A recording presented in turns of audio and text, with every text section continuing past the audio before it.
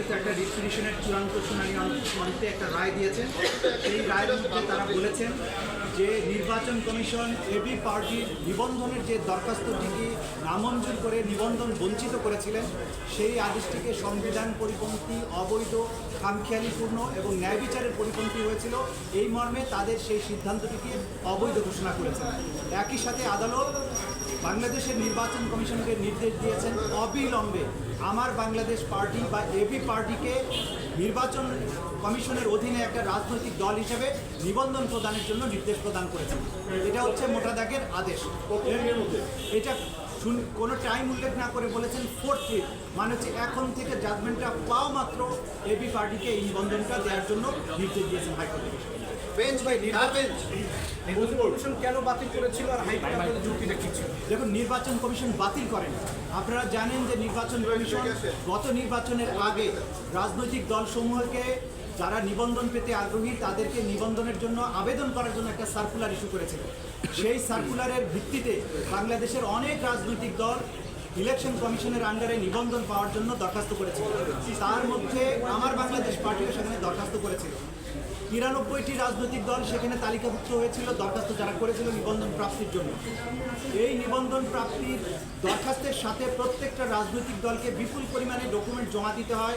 আপনারা জানেন AB party ২০,৫৫৯ পৃষ্ঠার ডকুমেন্ট জমা দিয়েছিলেন। আর ওই ডকুমেন্টের মধ্যে পার্টির গঠনতন্ত্র, কেন্দ্রীয়, জেলা, থানা, উপজেলা কমিটির তালিকা, সমর্থকদের ভোটার তালিকা সহ এগুলো দাখিল করতে হয়েছিল। সেগুলো দাখিল করার পরে নির্বাচন কমিশন যাচাই বাছাই করে প্রাথমিকভাবে যাচাই করে যাদেরকে সঠিক পেয়েছিল এরকম 12টি দলের তালিকা তারা প্রস্তুত করে। এই 12টি দলের মধ্যে এবি পার্টি তালিকায় 1 নম্বরে অবস্থান করেছিল, যেটা ডেইলি স্টার পত্রিকাও নিউজ করেছিল। ইলেকশন কমিশনও তাদের প্রেস কনফারেন্সের মাধ্যমে এটা স্বীকার করেছিলেন। পরবর্তীতে এই 12টি দলের আবেদনের ভিত্তিতে তারা মাঠ পর্যায়ে তদন্ত করেছিলেন। যদিও আইনে মাঠ পর্যায়ে তদন্তের কোনো বিধান ছিল না, তারপরেও তারা প্র্যাকটিক্যালি এবি পার্টির কেন্দ্রীয় অফিস থেকে শুরু করে মাঠ পর্যায়ে সকল অফিস পরিদর্শন করেছেন। এই কাজগুলো করতে গিয়ে তারা বেআইনি কাজও করেছেন। যেমন কোনো সদস্য বা ভোটার যারা আছে তাদেরকে রাতের বেলা পুলিশ দিয়ে ফোন দিয়ে বলেছে আপনি কি এবি পার্টি করেন? তো ওই সময়ে স্বৈর শাসকের সময়ে পুলিশ যখন ফোন করে ভয়ের চোটে অনেক মানুষ তখন বলেছে না ভাই আমি তো রাজনীতি করি না।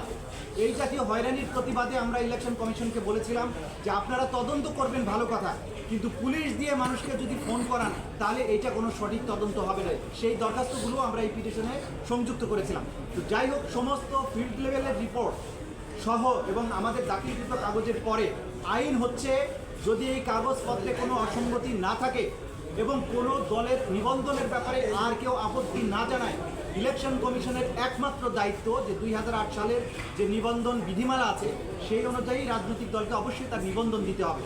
তারা আমাদের দলের বিরুদ্ধে কোনো আপত্তিও দেয়নি। আমাদের কোনো কাগজপত্র ভুল এই কথাও তারা বলেননি। আমাদের কোনো কিছু কাগজ শর্ট আছে সে কথাও বলেননি। সবাই জানে যে এবি পার্টিকে নিবন্ধন দেওয়া হচ্ছে। ঠিক 5 মিনিট আগে হঠাৎ করে তারা গোপন বৈঠকে বসে ঘোষণা দিল যে এবি পার্টিকে নিবন্ধন দেওয়া হলো না।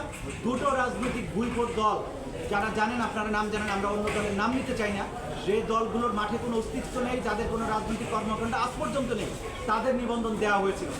সেই কারণে আমরা আমাদের নিবন্ধন না দেওয়ার যে আদেশ, এইটিকে চ্যালেঞ্জ করে হাইকোর্ট ডিভিশনে মামলা করেছিলাম। সেটা প্রথমে শুনানি অন্তে রুল জারি হয়েছিল। গত বৃহস্পতিবারের দিন এটা এই হাইকোর্ট ডিভিশনের একটা ডিভিশন বেঞ্চে বিস্তারিত শুনানি হয়েছে। শুনানি হওয়ার পরে জাস্টিস নাইমা হায়দার এবং জাস্টিস কাজী জিনাত হকের বেঞ্চে এটা শুনানি হয়েছে। হওয়ার পরে আজকে এটা রায়ের জন্য ছিল। আজকে আদালত ফুল কোর্টে এটা রায় দিয়েছেন।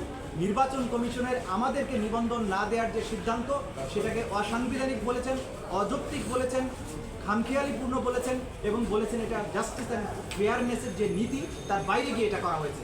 এই অবজারভেশন দিয়ে তাদের আদেশকে অবৈধ ঘোষণা করেছেন। একই সাথে অবিলম্বে, মানে এই রায় পাওয়া মাত্র এবি পার্টিকে একটি রাজনৈতিক দল হিসাবে নিবন্ধন দেওয়ার জন্য বাংলাদেশের নির্বাচন কমিশনের প্রতি তিনি নির্দেশ জারি করেছেন।